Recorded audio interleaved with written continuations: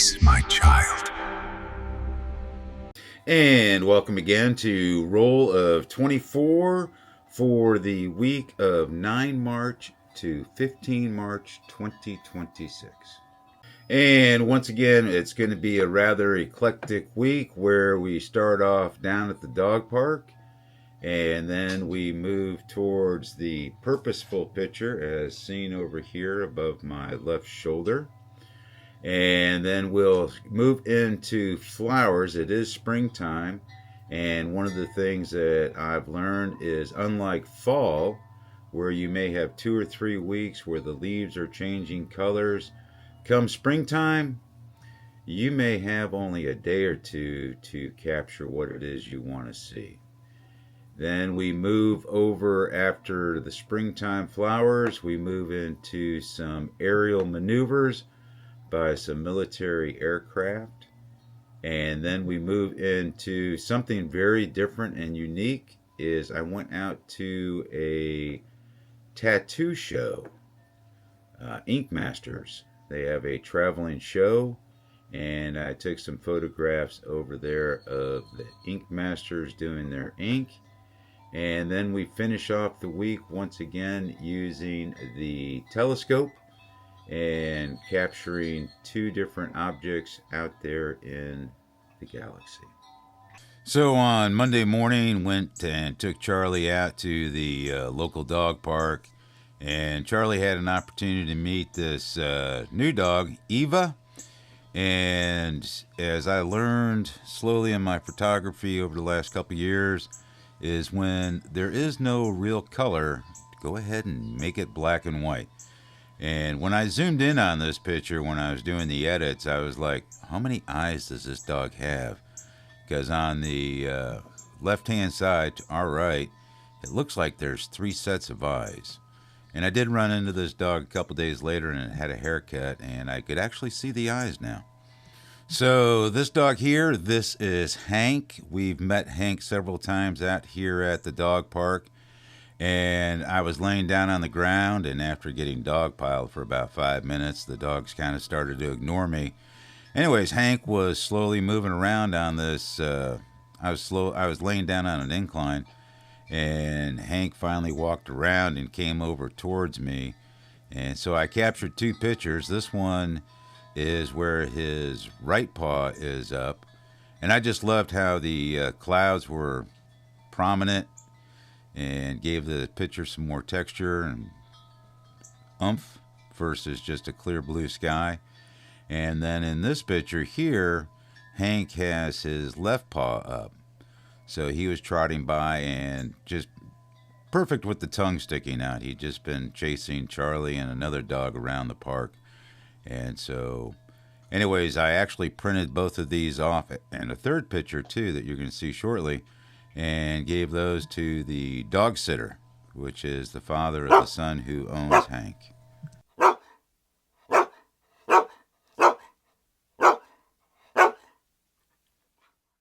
And as I just stated, that Hank and Charlie had been out there running around, and after Hank walked by, here comes Charlie. He'd been sitting down over there, so I had to give him a call and pull out one of his doggy treats, and this is him coming down the slope at me. Yeah, he has eyes only for that doggy treat that I'm holding in my hand, but I just loved how I captured this with his right foreleg out there and his tongue flopping around in his mouth. And in this one, I've got both of his ears sticking up, and I like the separation between the ears and the tail and the back. And so he was literally coming straight on, as you can see the angle of the lens going straight towards his eyes. So after I took those pictures of Charlie and Hank, we were sitting down at the table, and they were all panting. So the dog sitter for Hank pulled out some bottled water and started putting it in a bowl. And then we were talking, and he said, oh yeah, Hank just loves drinking out of a bottle. And I was like, oh yeah? So he picks up a new bottle of water and got the camera in position, and he put the bottle down there, and literally Hank drank probably about 3/4 of that bottle of water before going, okay, I'm good. And I am still practicing my time-lapse photography, and this was another try. So as I just mentioned, the purposeful picture that is behind me, this was a very unique, this was a single shot. That was my whole challenge, was to take a roll of film and either shoot the whole roll and take your favorite photo, or just take one click. And so this purposeful picture is just one click of the camera, and this is a 10-minute exposure with the lens cap on. And then I went into Photoshop and used the oil painting process to manipulate the sensor dots that resulted from that long exposure. And so here is the purposeful picture for this week in my own challenge. It was to take a roll of film and from 24 pictures, pick one that you think is the best. Or for my extra credit challenge was to just take one picture. And so I thought about what it is. So I created this purposeful picture. I left the lens cap on. I have the R6 Mark II here. I still have the 28-70 lens that I used out there at the dog park. And if you look at the data, this lasted for 602 seconds, i.e. 10 minutes. And I also shot this at ISO, what is that, 102,400 and f2. So I wanted the aperture blades all the way opened as much as I could, get as much light in there. And then I set the bulb, and I did a 10-minute exposure. And this heats up the sensor, and then that leaves sensor dots. And then once I had that done, went into Lightroom, did some adjustments, then took it into Photoshop to make the final mosaic picture using the oil painting process and some other features inside of Photoshop. Anyways, I thought it was very unique and something that I probably would have never done if I hadn't challenged myself. So what I like about this, the uniqueness of this, so as I mentioned earlier, springtime, flowers come and go, dandelions, as soon as they get to this state here, one slight breeze, and poof, it's already starting to disintegrate. So as you can see, I've switched cameras now. I'm now using the Canon R5. I'm using the 100 macro lens at 2.8. And I have the ISO set at 5,000 because the sun's on the other side of the fence because it's still early in the morning. And so I took 25 frames. I had it all set, my little camera set up on a tripod and set up internally for 25 frames at a depth of 4. And you'll see I used a f-stop of 11, and I just wanted to make sure I captured everything from front to back in pretty good clarity. And so after capturing the exploding dandelion, neighbor right here next to it was a regular dandelion coming up, and you'll notice that this time I had to change up my speed to 1/800, and so my ISO went to 16,000 because the wind started picking up. And so in order to capture this, I needed to increase my speed, thus the ISO had to go up. And once again, this is a 25 frame that I later put into Photoshop and merged all the layers together to get this final result. So I was heading inside the house to grab another cup of coffee, and I saw this a large crane fly sitting on the screen, and I tried to do some focus stacking, but this was being handheld, and I'll let you read the name. I'm not even going to try and enunciate it. Once again, though, it's a large crane fly, and I probably took about 40 or 50 pictures and got 3 that were okay, but once again, I couldn't focus stack. This is at f8. You can see it's 1/250, and the ISO was 5,000 because I was in my entranceway, which was a little dark. So from the large crane fly to this flower, you can see that the time, it's been 4 hours later. The sun was now in the western side, hitting the flowers in my yard on the western side of my property. And so I came back out, and I just really loved how this flower looked. And once again, these flowers last maybe a day or two before they dry up. You can see the ones down on the lower part have already dried up and turned into seed. So after that last flower, you can see now and here I've had to bump up the speed to 1 over 800, and thus the ISO went up to 2000 because the wind started picking up. And so some of these photographs probably took me 10 minutes just to sit there patiently, down on my knees with the camera focused, or trying to focus, and just trying to anticipate a lull in the gentle breeze that was blowing by. So these pictures look like, yeah, just to snap the picture, but some of these pictures took 15 to 20 minutes just in order to get the focus stack. And so I really like this bundle of flowers, but once again, you can see that the speed was 1 over 800, and I was still shooting at f11, but once again, my ISO is still at 2000.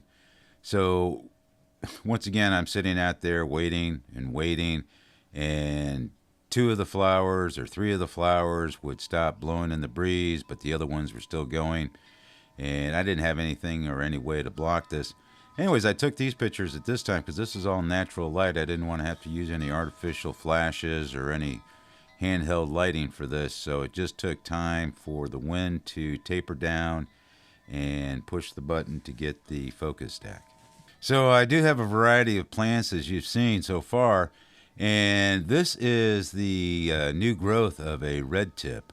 I used to have about 18 red tips that grew to about 25 feet, but then they got diseased and all started dying off.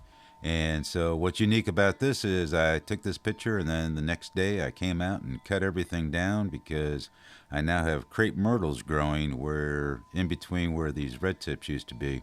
But I captured this frame, and I just love the coloring of it. So for this flower, this is actually in my neighbor's yard.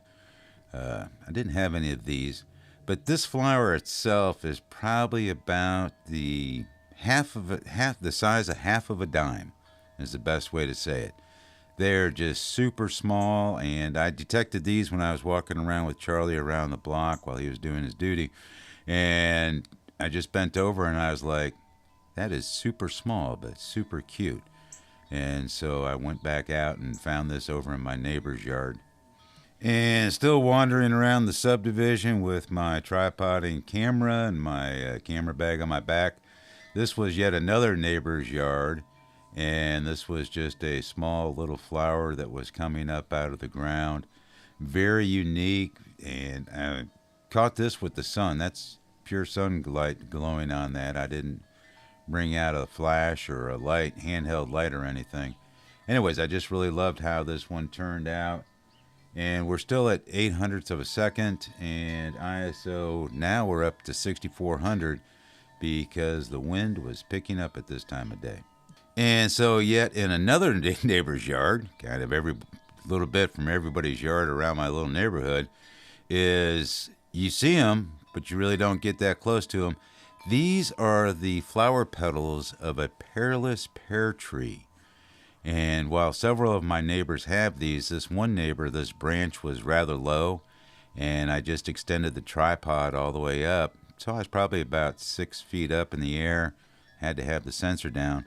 But you'll notice again that the shutter speed is 1/800, and at this point I had to go up to ISO 16,000 because the wind, I didn't want to hold on to the branch and manipulate this in any way at all.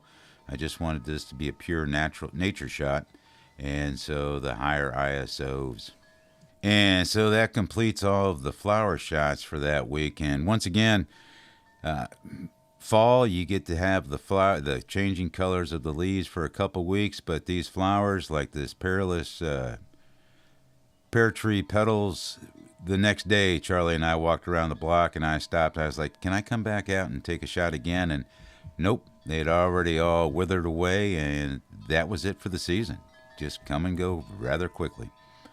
The next three images are from the Ink Masters demonstration expo that I went to over at our local convention center. And I did talk to several of the artists, and what's interesting is they're here for 4 days, and some of the very first image and the last image, These take 2 days actually to do. So they'll come in on one day. So they book them. I don't know what the whole process is, but some of these things, I talked to one gentleman, not photographed here, and it took 10 hours for his new tattoo. So for these photographs inside this Ink Masters thing, I put on the 135 prime 1.8, and because I knew it was going to be dark and everything's going to be changing, and I didn't want to have to get too close. So here I've now switched over to the Canon R5 Mark II, just in case if I needed the pre-capture element, and I'm using once again the RF 135. So in this image, it's kind of interesting because these tattoos take so long. This person's laying down and they've got headphones on. Everybody's thumb and their companion sitting there. So this was an 8 or 10 hour total tattoo over 2 days. And what's interesting is they first cover up the legs with this cellophane that's got some type of numbing agent. And not this lady, but another person I was talking to, I said, so is it still painful? They go, oh yeah, the numbing agent wore off a long time ago. So in total, I think there was roughly probably about 35, maybe 40 different tattoo artists. I don't know what their history is. Were they on Ink Masters in the past? Or are they competing for future Ink Master episodes on TV?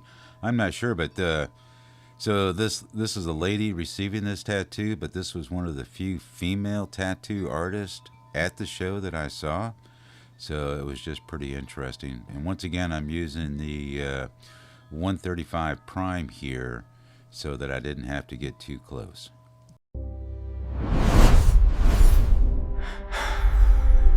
Peace, my child. So for this image, I had to switch out the lens. I couldn't get everything that I wanted in the frame with the 135, so now I've switched over to the 28 to 70 f2 and took a bunch of shots because I wanted to. The iPad on the right hand side is what the tattoo artist, I'm not sure how they're called. Anyways, that's what they were working from and transposing this. And I did show up the 2 nights later and talked to this person, the tattooist, and he said that for that day that he won the top prize for the most realistic tattoo completed. Another thing that I'm trying to do is here at Fort Hood we have different aviation units, and I was able to capture a AH-64 Apache and a Black Hawk helicopter, though both of these were at great distance with a lot of heat haze. And I missed an opportunity yesterday at the dog park with no camera, and a Black Hawk helicopter flew probably within 1,000 feet of the dog park. Just missed a great opportunity, though, to capture it. So I had seen a helicopter or two on the previous visits, but didn't have my camera with me. And so I lugged out the 200 to 800 with the 1.4 teleconverter attached on the Canon R5 Mark II and sat there for about 3 hours.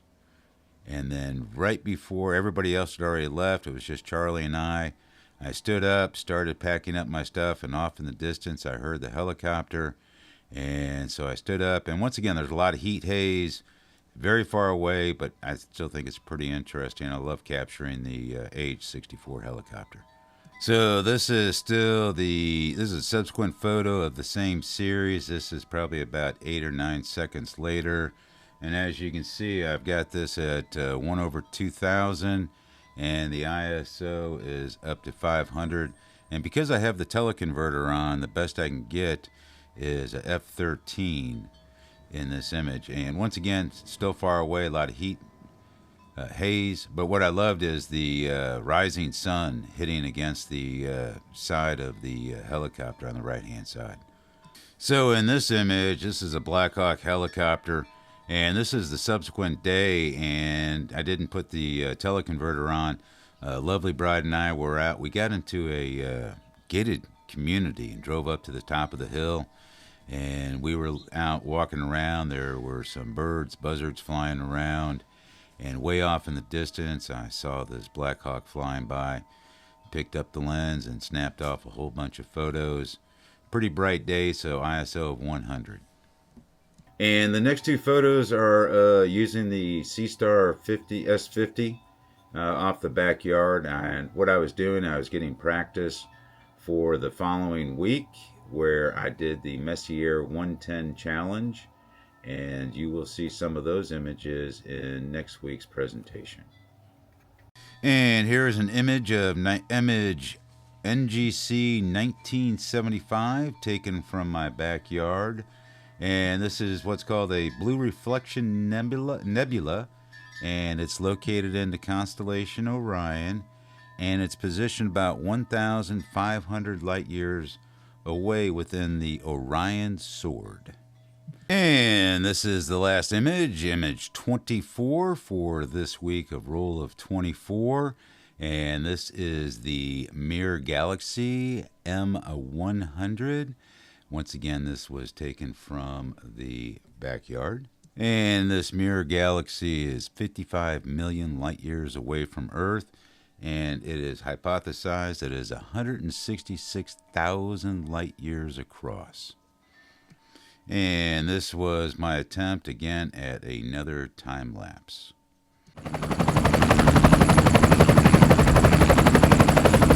And I hope you enjoyed this week's episode for the week of 9 March through 15 March 2026. Episode 45 of John's Eclectic Photo Time Series Adventure. And I consider subscribing down below and hit that like button. And I'll see you again next week. Thank you for your time. Bye.